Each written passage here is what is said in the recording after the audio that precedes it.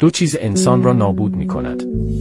مشغول بودن به گذشته، مشغول شدن به دیگران. هر کس در گذشته بماند آینده را از دست می‌دهد و هر کس نگهبان رفتار دیگران باشد، نصفی از آسایش و راحتی خود را از دست می‌دهد.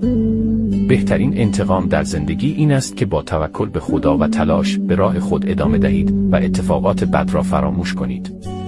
به هیچ کس اجازه ندهید از تماشای رنج شما لذت ببرد. شاد بودن را سرمشق زندگی خود قرار دهید که بدون توکل به خدا مسیر نیست. با خودت مهربان باش، خوب استراحت کن، خوب بخور، جایی برو که چیزهای قشنگ هستند، با مردم باحال باش. فکرهایی بکن که حس خوب بدهند، فیلمهای الهام بخش ببین، در مورد خودت و دیگران فکرهای قشنگ بکن، با خودت مهربان باش. قرار نیست بهتر از کسی باشی، تو فقط باید بهتر از خود قبلیت باشی. اینکه گذشته اونجوری که میخواستی نشده، دلیل نمیشه که آیندت نتونه بهتر از چیزی بشه که تصور